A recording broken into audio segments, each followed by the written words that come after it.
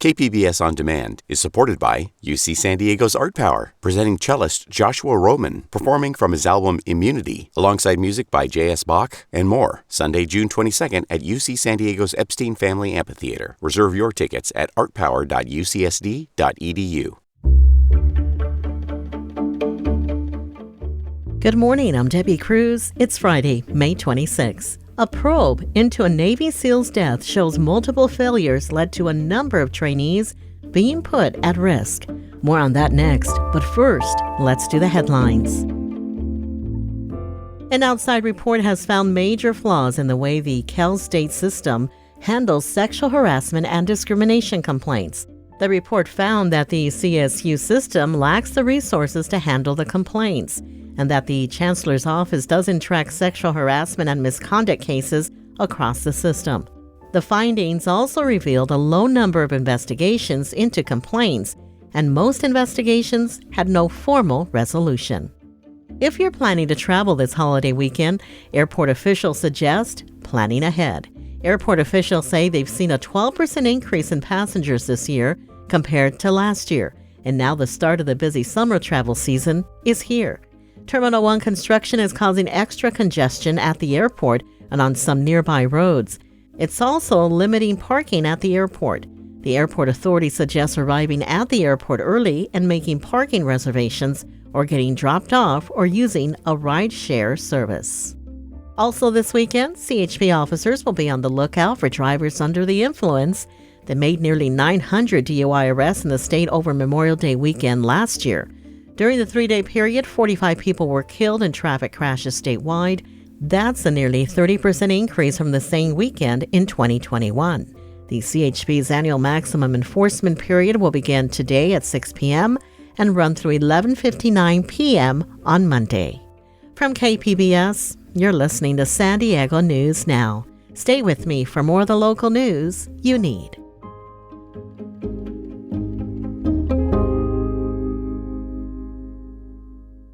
KPBS On Demand is supported by Splatero, helping homeowners pay off debt by offering streamlined access to your home's equity with no additional monthly payments or new debt. Splatero provides a lump sum of payment in exchange for a share of your home's future value. Pre-qualification is available at splatero.com.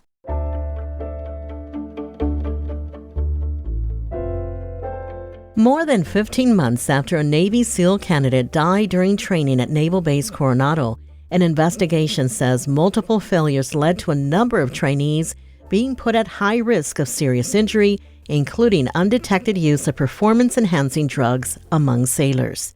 Military reporter Andrew Dyer has more. 24-year-old seaman Kyle Mullen finished Hell Week at the Navy's Basic Underwater Demolition SEAL School, or BUDS, in rough shape.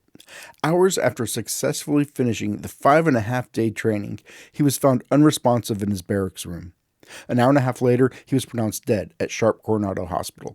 An autopsy found he had water in his lungs and died of bacterial pneumonia. A previous investigation found Mullen and several trainees were using PEDs, such as steroids, to get through training, something that also could have contributed to his death. An investigation released Thursday afternoon by the Navy found a myriad of failures by naval personnel at BUDS. 2 former SEAL commanders were identified in the investigation for their lack of oversight as BUDS attrition rates climbed. The Navy says several recommended changes have already been implemented in SEAL training. Andrew Dyer, KPBS News.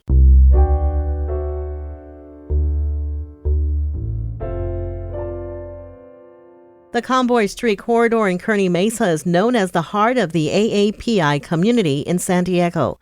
Reporter Melissa May tells us about a major revitalization in the area. The Convoy Asian Cultural District is adding a 531-unit apartment and mixed-use building where the Dixie Line lumber store used to be. City Council member Kent Lee says he hopes the housing will help support the AAPI small businesses in the community. I think housing is really important for every neighborhood. I think when we think of many of our core neighborhoods in San Diego that have sort of grown in their identity, having residents living there is a critical part of it.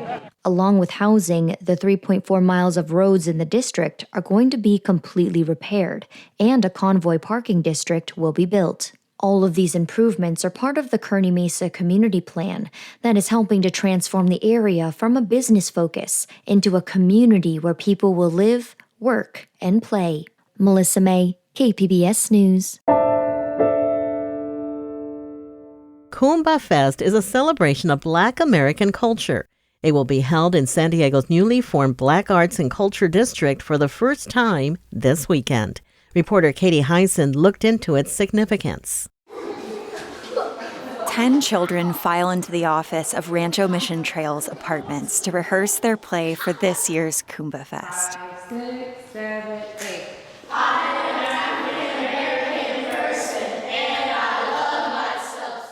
Seventh grader Dwayne Rue, who plays the Big Brother Panther, explains the plot. And we have to go get the golden rule to open back up our 7-Eleven so we can get our food because somebody has stolen our gratitude. He says the play taught him African American history he didn't learn in school, like how traders would break the wills of enslaved people so they didn't rebel.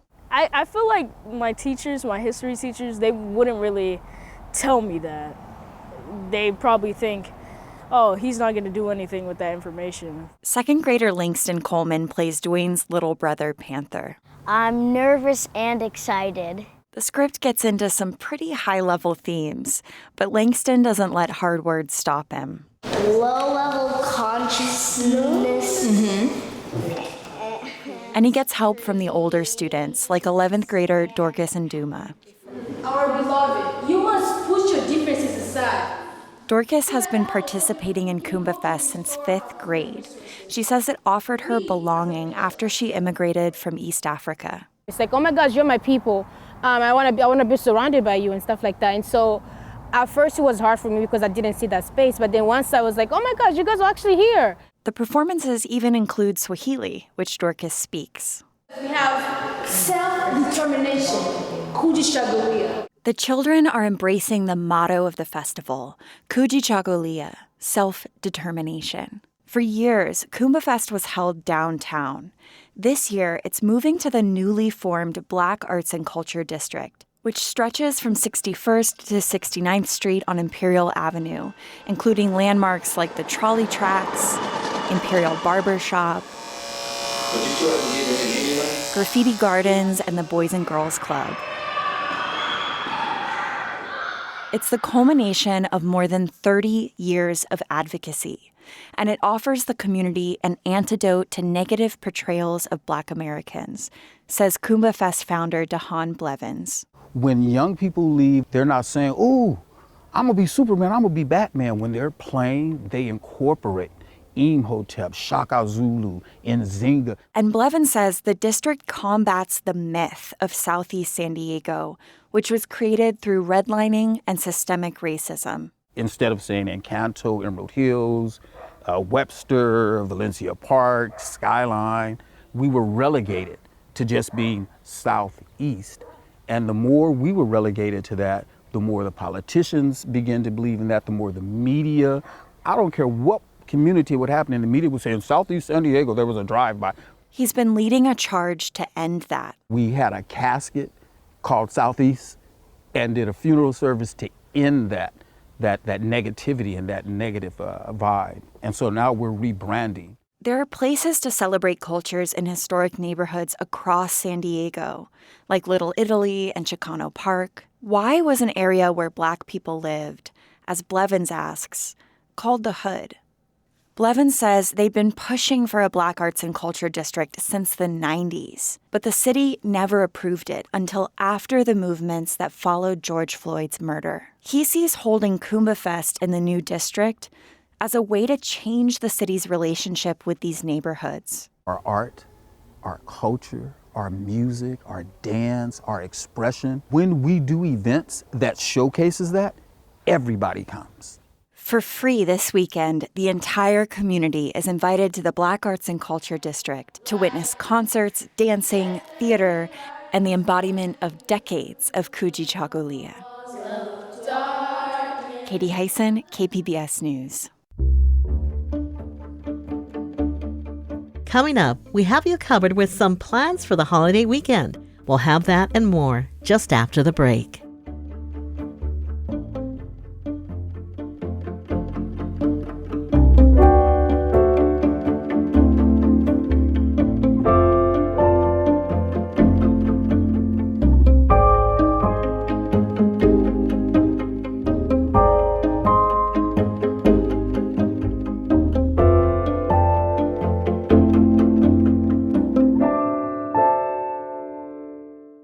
KPBS On Demand is supported by Latino Legacy Foundation, presenting their Storyteller series, Reach for the Stars with Ellen Ochoa, the first Latina astronaut, former NASA director, and San Diego native, Sunday, June 29th. More at latinolegacyfoundation.org.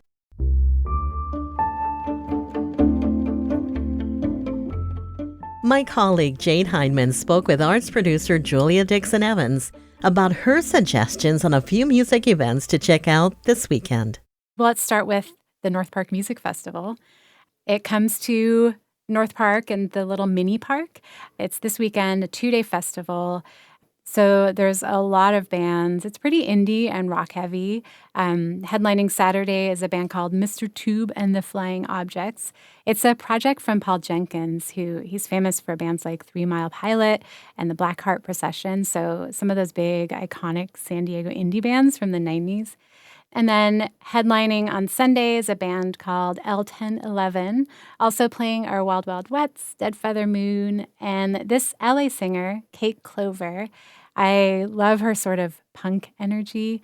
This one is called Your Phone's Off the Hook, But You're Not.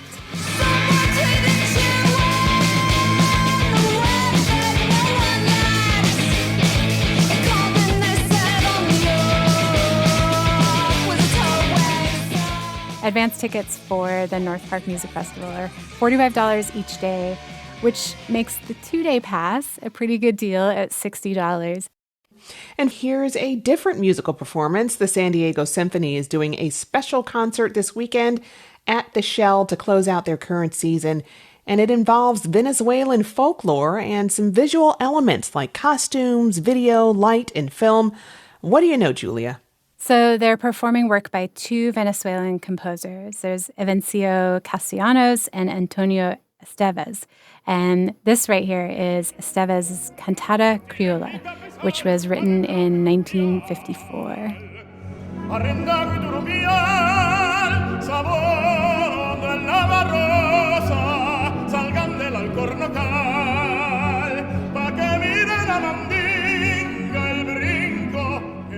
The piece is inspired by this mythic poem about a man who gets into a singing contest with the devil, and it's structured in this Venezuelan joropo style. And they'll be joined by some solo choral singers as well as the San Diego Master Chorale. It'll be accompanied by a film by Venezuelan filmmaker Alberto Arvelo that will be kind of projected behind the symphony as they play. I've seen a little clip of this film. It's beautiful. It's a black and white film. It's really evocative, and it plays up the gravity and the suspense of this music. So it's all this huge celebration of Venezuelan art, which is fitting for our Venezuelan-born maestro, Rafael Piare. It's also a really impressive, big, showy way to close out the season. There's 2 shows, Friday and Saturday nights at 7:30. That was arts producer and editor Julia Dixon-Evans, speaking with KPBS Midday Edition host Jade Hindman. You can find details on all of the events mentioned and more events at kpbs.org/arts. And before you go, I've got the scoop on a new ice cream shop opening in La Jolla. Salt and Straw is opening its 3rd store in San Diego today at the Westfield UTC Shopping Center. The company makes handmade ice cream in unique flavors, including ones that draw the feel of the local environment. Only this weekend, you can taste their custom flavor made in collaboration with chef Brian Malarkey. So check it out because, come on, ice cream, you scream, we all scream for ice cream. That's it for the podcast today. This podcast is produced by KPBS producer Emmeline Mohebi and edited by KPBS senior producer Brooke Ruth. We'd like to thank KPBS web producer Laura McCaffrey for helping the podcast team this week. As always, you can find more San Diego news online at kpbs.org. I'm Debbie Cruz. Thanks for listening and have a great holiday weekend. We'll be back on Tuesday.